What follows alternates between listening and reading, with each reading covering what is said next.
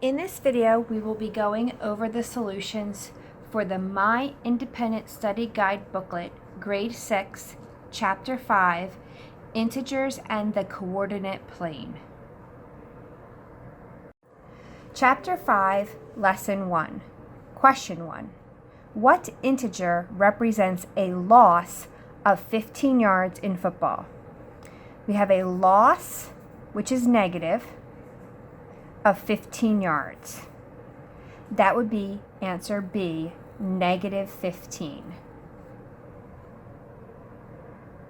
Question 2. What integer represents a rise in temperature of 19 degrees? A rise would be positive. And then we have the temperature of 19 degrees, so that would be positive 19. Question 3. What integer represents you getting $200 from the bank? Now this means that you're getting $200 from the bank. This is a tricky question. You personally are getting the $200, so that would be positive 200. Now if they're talking about your bank account, if you withdrew money, you get the $200. Your bank account would go down 200, which would be negative 200. But this question is specifically asking about you, so you have positive $200. Question 4. Choose the graph of point Q, which has the coordinate negative 1. In A, Q is located at 0. In B, Q is located at negative 1. C, Q is located at positive 1. And D, Q is located at positive 2. So the answer is B. Question 5. Name the coordinate of point A on the number line. Here we have 0. And here's A. It is negative 4.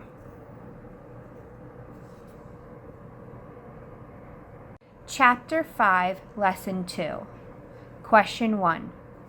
Evaluate the absolute value of 10 plus the absolute value of negative 12.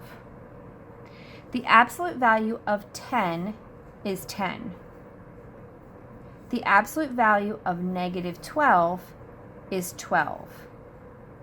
10 plus 12 equals 22, and that is answer choice B. Question 2. Evaluate the absolute value of negative 6 minus the absolute value of 2.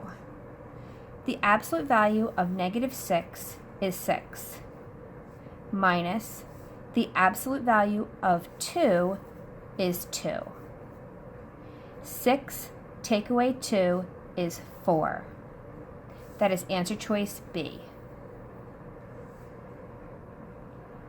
Question 3. Evaluate the absolute value of negative 15 take away the absolute value of negative 9. The absolute value of negative 15 is 15, minus the absolute value of negative 9 is 9.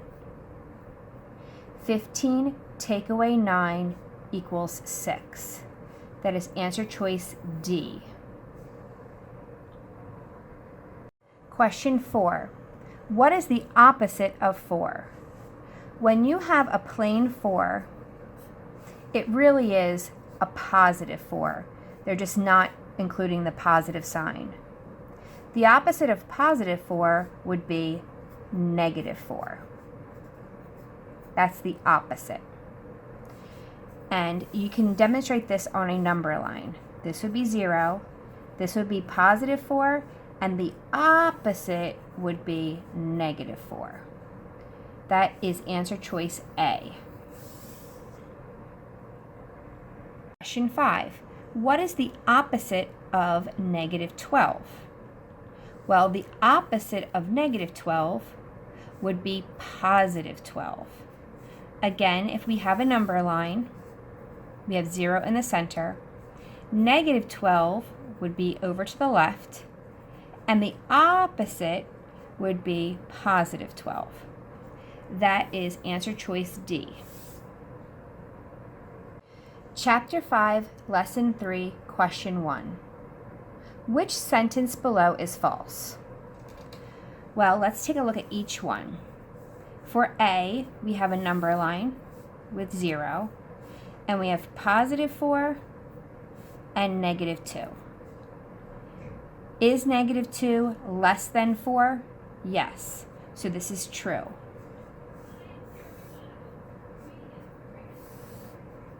Here we have another number line, and we have 4, positive 4, and positive 2. This sentence says 4 is less than 2. Is that true? No, that is false. Before we pick B, we want to make sure that C and D are also not answer choices that we would want to use, but we need to double check. 4 take away 2 is 2 equals 2. So does 2 equal 2? Yes, that's a true statement. All right, and then we have one more. It's a number line question. Here we have positive 2. And then negative 4 goes on the left. This sentence says 2 is greater than negative 4. Is 2 greater than negative 4 on our number line? Yes, this statement is true. So the only false statement we have is B. Question 2.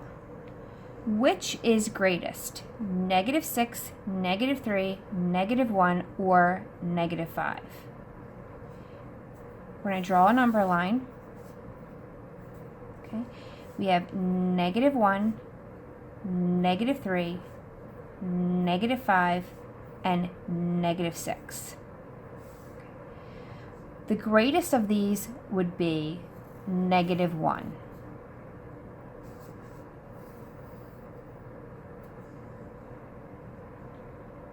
Question number 3.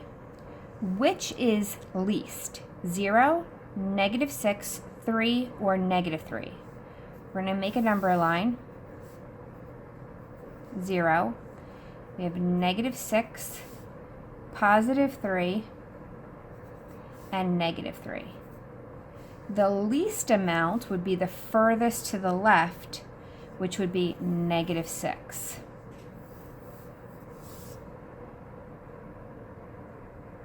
Four. Which sentence below is false? Let's take a look at answer choice A. We're going to draw a number line. Negative 5 would be on the left. Negative 2 would be closer to 0, between negative 5 and 0. Is negative 5 greater than negative 2? No. Negative 2 is greater than negative 5. So A is false. Question B. Is 0 equal to 0? Yes, that is true. Question C. We have another number line. We are going to plot 7 and 10. Is 7 less than 10? Yes, that is true. D, another number line. We're going to plot negative 3 and negative 8. Is negative 3 greater than negative 8? Yes. So this statement is true. The sentence below that is false is answer choice A. Question 5. Which sentence below is true? Let's take a look at answer choice A. Negative 5 would be on the left, and 4 would be on the right. Is negative 5 equal to 4? No, that is false.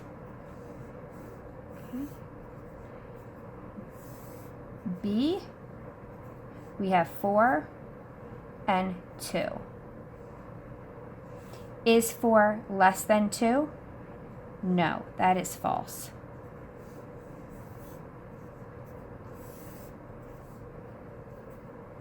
For C, we have -3 and -1. Is -3 greater than -1? No, that is false.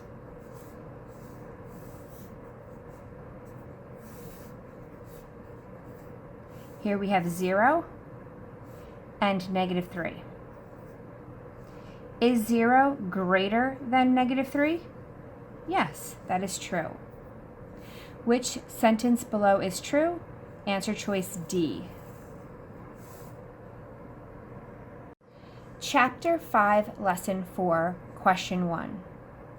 Express 2 and 3/5 as a decimal. 2 and 3/5. The 2 is our whole number, and we're going to change 3/5 into a decimal. This says 3/5, or 3/5, or 3 out of 5, or in this situation, 3 divided by 5. So we're going to write that 3 divided by 5.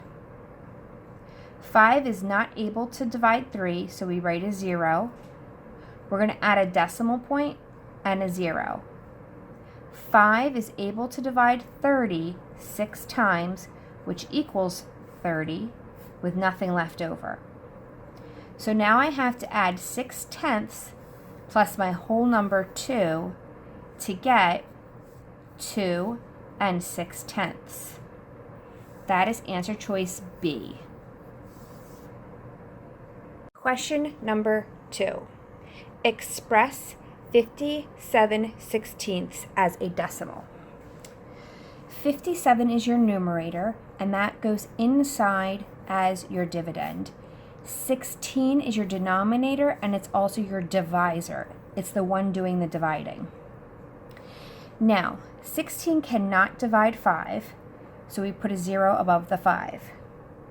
16 can divide 57 3 times. 16 times 3, 18, 3, 4, 48. I subtract, I have to borrow. 17 take away 8 is 9. 4 take away 4 equals 0. Now, I'm wanting to change this to a decimal, so I'm going to add a decimal and a 0 and bring that down. 16 can divide 90 5 times. 6 times 5 is 30, carry the 3. 5 times 1 is 5, 6, 7, 8 is 80. So that's 5 times an 80. Subtract, we get 10. Add a 0, bring it down. And 16 can divide 100 6 times. 16 times 6, 36, 6, 7, 8, 9, 96. We're going to have to borrow. 10 take away 6 equals 4. 9 take away 9 equals nothing. We're going to add a 0, bring it down. And 16 can divide 40 2 times. 6 times 2 is 12, carry the 1. 2 times 1 is 2, plus 1 is 3. That's 32. You have to borrow. 10 take away 2 is 8. 3 take away 3 is nothing. Add a 0. Bring it down. 16 is able to divide 80 5 times, which is 80. Okay, and we have 0 left over and nothing to bring down, so this is our final answer. Now let's see if we can say it. This is the ones column, tenths, hundredths, thousandths, 10,000ths.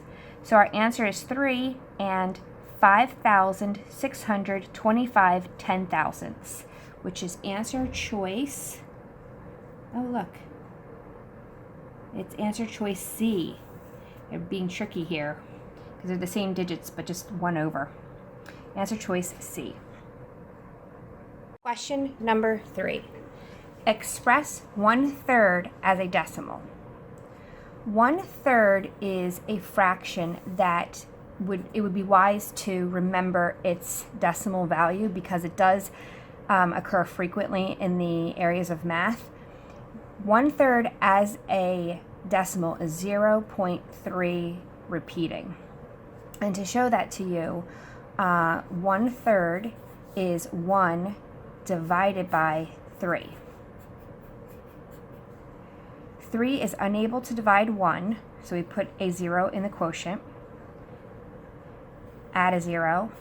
3 can divide 10 3 times, which is 9. Subtract, you get 1. Add a 0, bring it down. 3 can divide 10 3 times, which is 9. Subtract, you get 1. Add a 0, bring it down. 3 divides 10 3 times, which is 9. Subtract. And as you can see, I'm going to keep getting 10. If I add another 0 and bring it down, I'm going to have a 10 again. So the 3's will keep going. It's a repeating decimal. And we record that as 0.3 with a line above the 3 for repeating. That is answer choice C. Question number 4. Express 5 and 4/9 as a decimal. Well, the 5 we're going to keep as the whole number, and we're going to change 4/9 to a decimal. Okay. 4 over 9, or 4/9, is really 4 divided by 9. 4 divided by 9. 9 is unable to divide 4, so we add a 0. We're going to add a decimal point and a 0. 9 is able to divide 40 4 times. 4 multiplied by 9 equals 36. We're going to borrow to subtract. 10 take away 6 equals 4. 3 take away 3 equals nothing.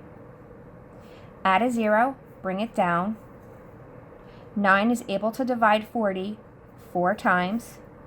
4 multiplied by 9 is 36.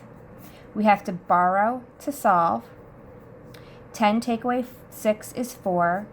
3 take away 3 is nothing. We add a 0, we bring it down. And again, you can see a pattern. I keep getting 40s. So if I wanted to, I could keep going, but it doesn't matter. I'm always going to be left with a 4, which then turns into a 40. So we can write this as 0.4 repeating. Now, this needs to be added to our whole number, okay? So our answer would be 5.4 repeating, and that would be answer choice A.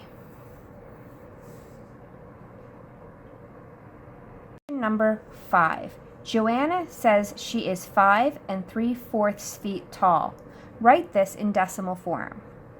Well, the whole number we still keep as a whole number, 5, and we're going to change 3/4 into a decimal.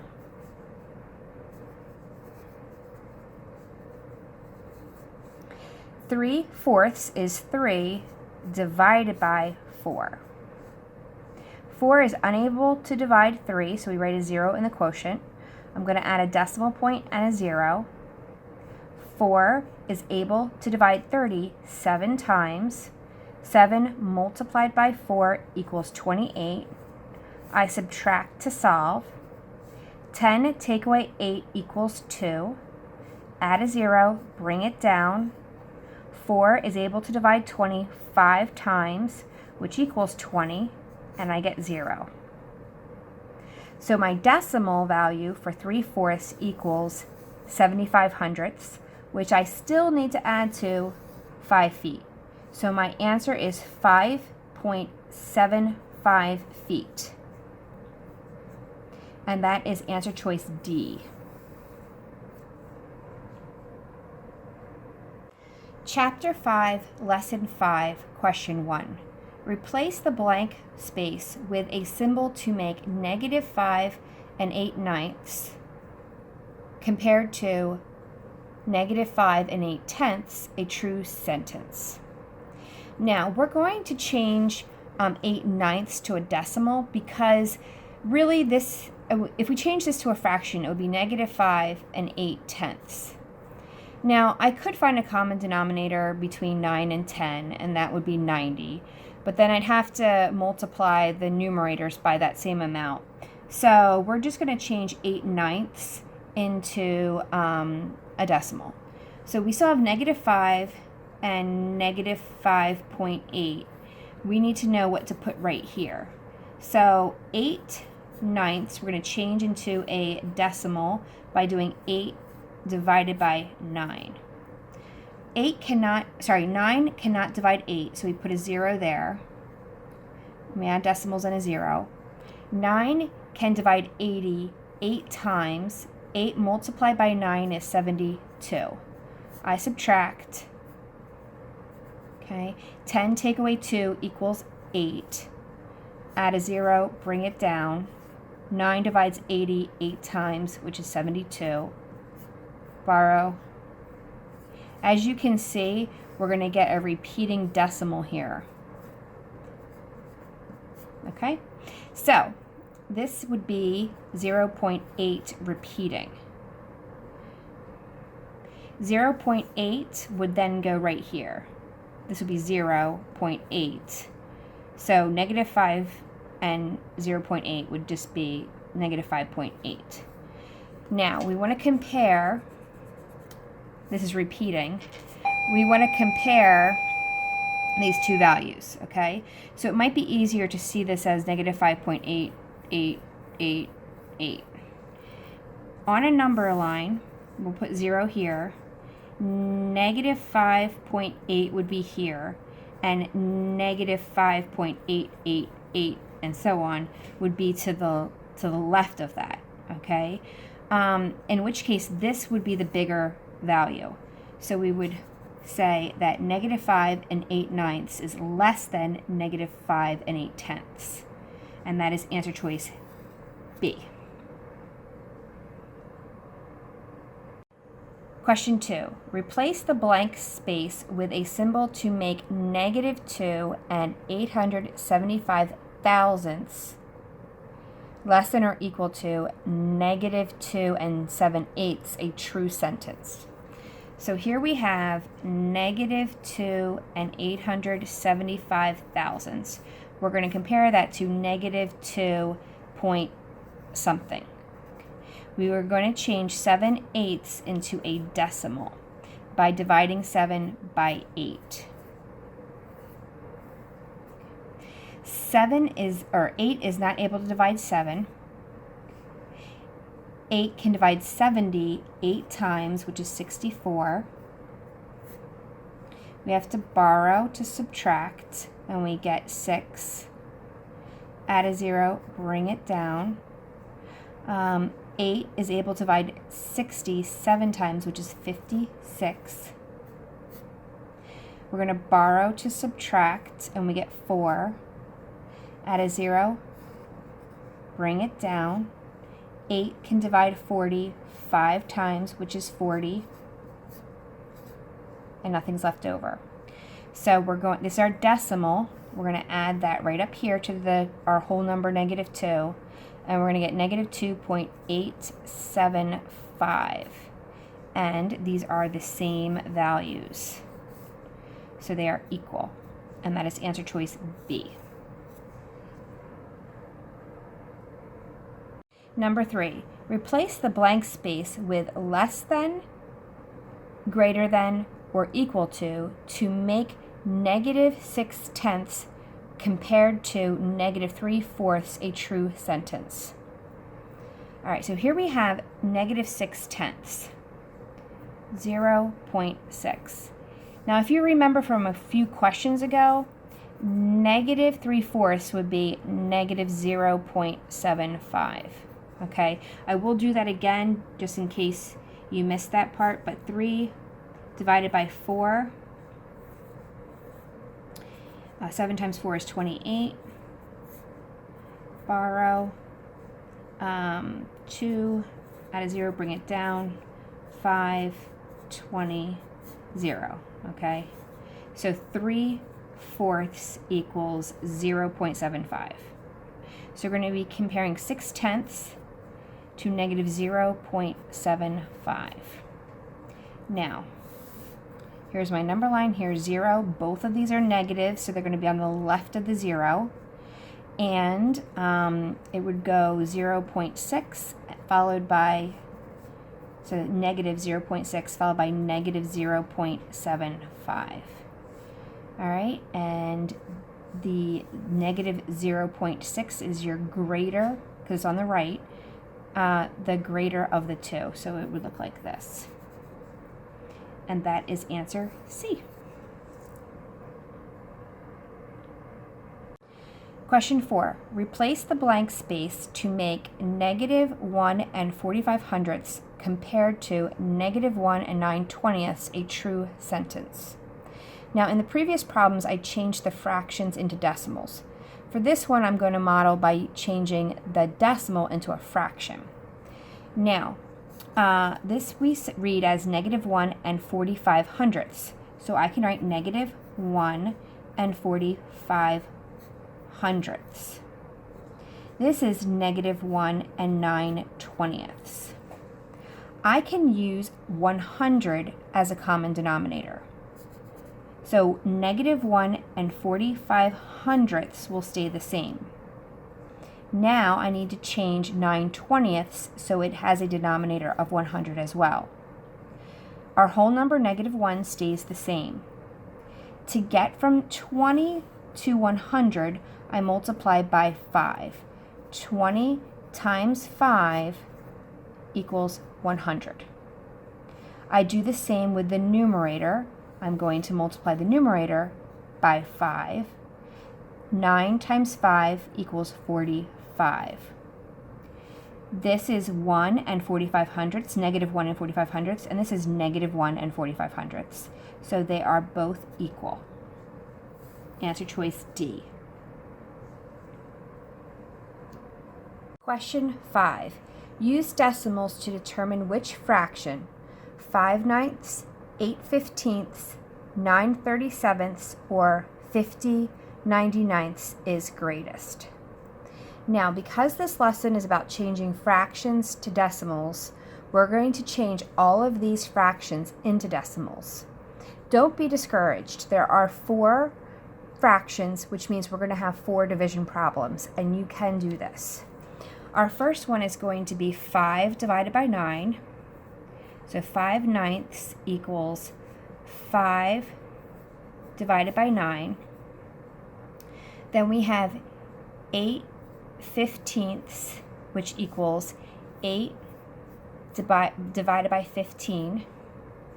Then we have 19 over 37, which equals 19 divided by 37. And then we have 50/99, which equals 50 divided by 99. All right, so we're going to start up here. 9 is unable to divide 5, so I write a 0 in my quotient. I'm going to add a decimal point and a 0 in my dividend. 9 can divide 50 5 times. 5 multiplied by 9 gives us 45. We have to borrow to subtract. 10 take away 5 equals 5. 4 take away 4 gives us nothing. We're going to add a 0 and bring it down. That gives us 50. 9 can divide 50 5 times, which is 45. We have to borrow to subtract. 10 take away 5 is 5. 4 take away 4 is nothing. We're going to add a 0, bring it down. Each time we're getting 50. So this means that this is a repeating decimal, because I could put a 5 here again and a 45 here again, and I'd get 5 as my remainder. So 5/9 equals 0.55555, repeating. All right, now let's go down to 19 divided by 37. 37 cannot divide 1, and it cannot divide 19. 37 can divide 190 5 times. 37 times 5 is 35. 5 times 7 is 35. 5 times 3 is 15, 16, 17, 18. So that was 5 times, and that's 185.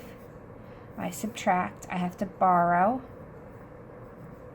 10 take away 5 is 5. I'm going to add a 0, bring it down. 37 can divide 50 one time, which is 37. I have to borrow, and that makes that a 4, and that's a 10. 10 take away 7 equals 3. 4 take away 3 equals 1. I'm going to add a 0 and bring it down. And then I have a 0 there. And 37 times 3, 21, 9, 10, 11. So I'm going to put a 3 here. 1, 1, 1. To borrow. 10 take away 1 is 9. 2 take away 1 is 1.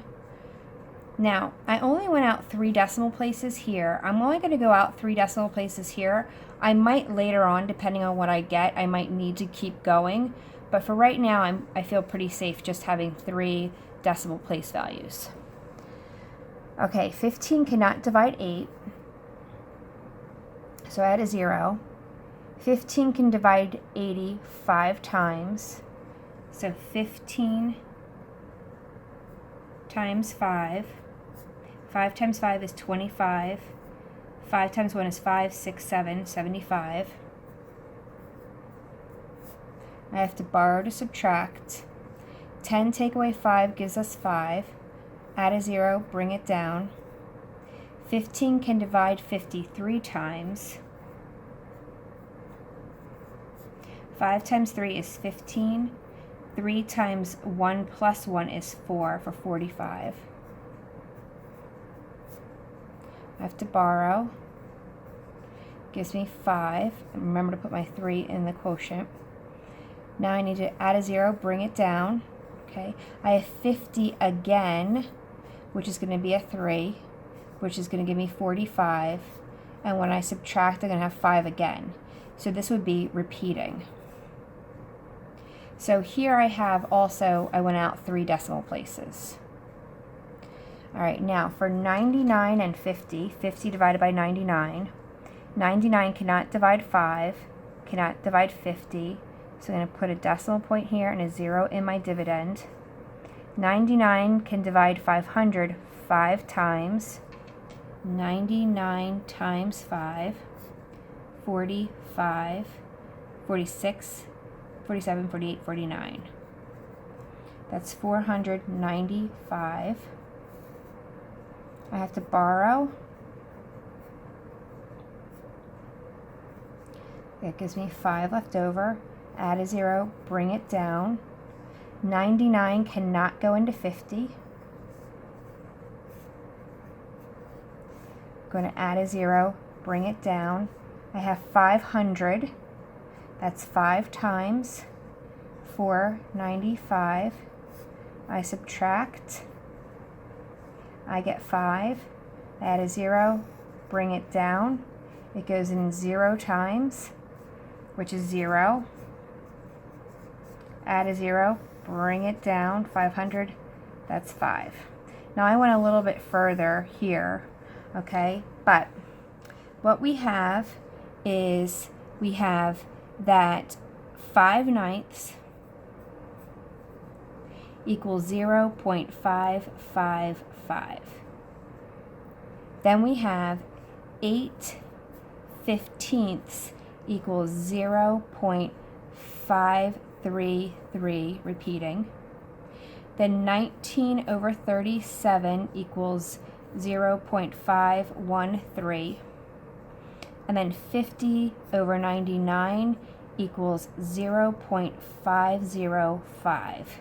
And it will actually be 50 repeating, but for our comparisons, we're going to write 505 because we're going to be comparing 3, 3, 3, and 3 here. So if we look at these, we were looking for the greatest decimal value, and that would be right here, because this is a 5 in the tens place, 5 in the tens place, 5 in the tens place, 5 in the tens place. So they are equal as far as the tenths place goes, so we have to go to the hundredths place, and we have a 5, a 3, a 1, and a 0. So the greatest of these would be 5/9, which is answer choice A. Chapter 5, Lesson 6. Question 1.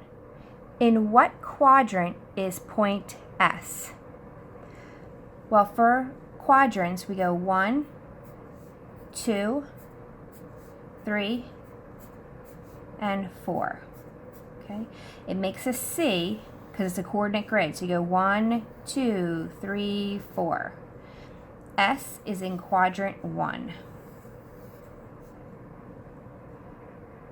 Question 2. In what quadrant is point C located?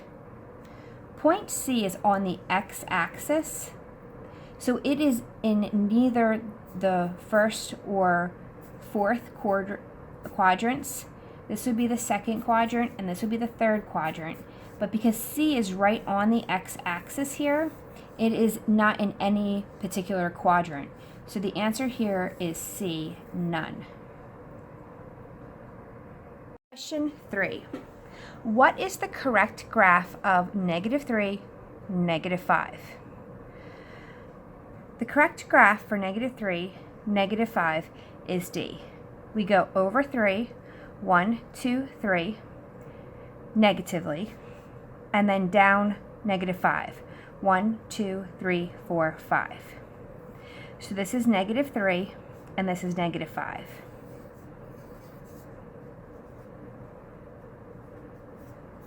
Answer choice D. Now, when we look at the other problems, we have 1, 2, 3. This would be -3, 1, 2, 3, 4, 5, +5. So A would be -3, +5. For B, we would go 1, 2, 3, 4, 5, 6, -6. And then we're staying on the x-axis, so that means the y is 0. So this would be -6, 0. And for C, we have 1, 2, 3, 4, 5, 6, -6. Up 1 is +1, so this would be -6, +1. Remember, the first coordinate is your x-axis, and then the second coordinate is your y-axis, just like the alphabet.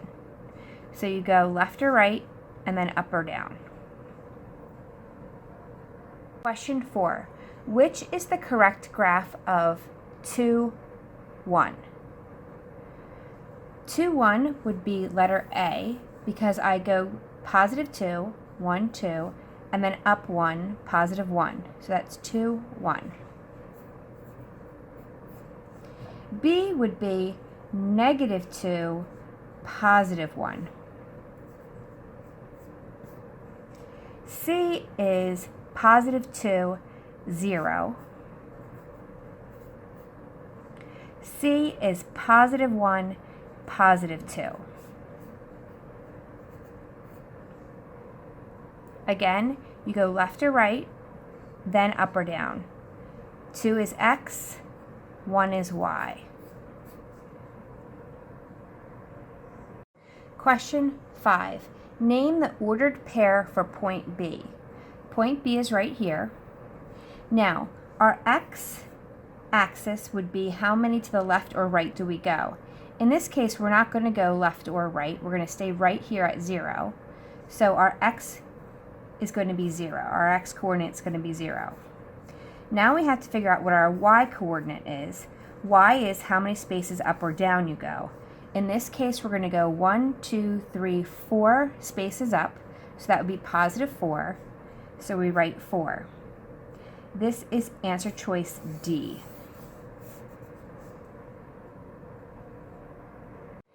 Chapter 5, Lesson 7. Question 1. Choose the quadrant in which point S is located. S is located at -4, 0, right here. This is quadrant 1, this is quadrant 2, this is quadrant 3, this is quadrant 4. Now, point S is actually on the x-axis, which means that it is in neither quadrant 2 or quadrant 3. So our answer for question 1 is B, none. Question 2. In what quadrant is point B? Here is point B. This is quadrant 1, 2, 3, and 4. Point B is in quadrant 4. Question 3. Which is the correct graph of 2, 3? A would be 1, 2, -2, 1, 2, 3, +3. So A is -2, +3. B would be 1, 2, +2, 1, 2, 3, +3. B is +2, +3. C would be 1, 2, +2, 1, 2, 3, -3. So C is 2, -3. D would be 1, 2, 3, +3, 1, 2, +2. 3, 2. So which is at 2, 3? That would be answer choice B. Question 4. Which is the correct graph of -4, -3? Answer choice A would be 1, 2, 3, 4, -4, 1, 2, 3, +3. So A is -4, +3. B would be 1, 2, 3, -3, 1, 2, 3, 4, -4. B is -3, -4. C would be 1, 2, 3, 4, +4, 1, 2, 3, -3. +4, -3. D would be 1, 2, 3, 4, -4, 1, 2, 3, -3. -4, -3.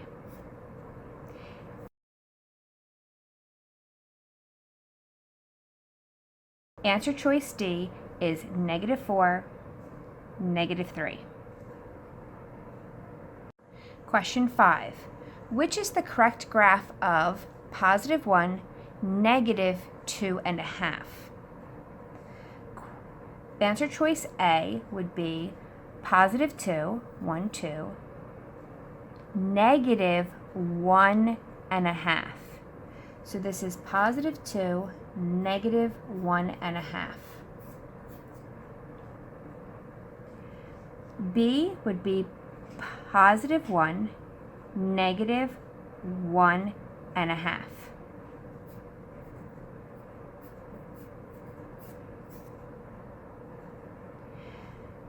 Answer choice C would be +1 and then -1, 2.5.